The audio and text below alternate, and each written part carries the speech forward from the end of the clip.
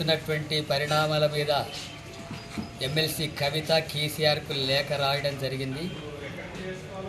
BRS party బీజేపీతో సానుకూలంగా ఉండే వైఖరి కొనసాగుతుందని, పార్టీ శ్రేణుల్లో ఆందోళన కొనసాగుతుందని, అట్లాగే ప్రజల్లో కూడా అలాంటి అపోహలు ఉన్నాయని, మన జరిగినటువంటి 25 సంవత్సరాలు పూర్తి చేసుకున్న సందర్భంగా జరిగిన సభలో కేసీఆర్ బీజేపీని విమర్శించే దాంట్లో కనీసం 2 నిమిషాలకే పరిమితం చేశాడు. దీనివల్ల కూడా అనేక అనుమానాలు వ్యక్తమవుతున్నాయని చెప్పి ఆ లేఖలో ఉంది. అట్లాగే భవిష్యత్తులో బీజేపీ బీఆర్ఎస్ కలిసి వ్యవహరిస్తారనేటటువంటి విషయాలకు ప్రజల్లో అలాంటి ఊహాగానాలకు అనుకూలంగా ఉందని, అట్లాగే కాంగ్రెస్ పార్టీ లాంటి పార్టీలు ముందు నుంచే చెప్తున్నాయి బీఆర్ఎస్ బీజేపీ కలిసి వ్యవహరిస్తుందని.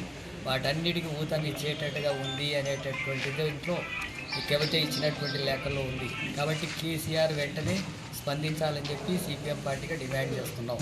బీఆర్ఎస్ పార్టీ బీజేపీ పట్ల అనుసరించేటటువంటి వైఖరి పేరు స్పష్టం చేయాలి. బీజేపీ దేశంలో అధికారంలోకి వచ్చిన నాటి నుంచి ఫెడరల్ వ్యవస్థకు వ్యతిరేకంగా ఉంది.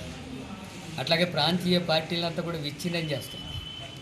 అట్లాగే తనకు వ్యతిరేకంగా ఉండే ప్రతిపక్ష పార్టీలంతా కూడా చీల్చడం, అక్రమంగా కేసులు పెట్టడం, జైళ్ళ పాలు చేయడం ఇలాంటి చర్యలకు పాల్పడి అప్రజాస్వామిక విధానాలు అనుసరిస్తుంది.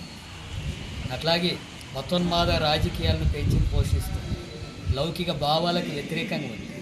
రాజ్యాంగ హక్కుల్ని నిర్వీర్యం చేస్తుంది. సుప్రీంకోర్టులను సైతం అప్రధానంగా మార్చేటటువంటి వైఖరిని బీజేపీ అనుసరిస్తుంది.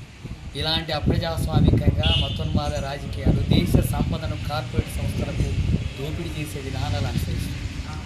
ఇలాంటి నేపథ్యంలో బీఆర్ఎస్ బీజేపీతో సానుకూలంగా ఉండబోతుంది అనేటటువంటిది వస్తే అది రాష్ట్రానికి తీవ్రమైనటువంటి నష్టం. అట్లాగే బీఆర్ఎస్ కూడా మెల్లగా అంతరించిపోయేటటువంటి అవకాశం ఉంటుంది. అందుకని కేసీఆర్ బీజేపీ పట్ల బీఆర్ఎస్ వైఖరి ఏంటో స్పష్టం చేయాలని చెప్పి అది రాష్ట్ర ప్రజానీకానికి తెలుసుకోవాల్సినటువంటి అవసరం ఉంది. అందుకనే వాటి మీద ప్రకటన చేయాలని చెప్పి మాజీ ముఖ్యమంత్రి అట్లాగే బీఆర్ఎస్ అధ్యక్షుడు కేసీఆర్ను సిపిఎం పార్టీ డిమాండ్ చేస్తుంది.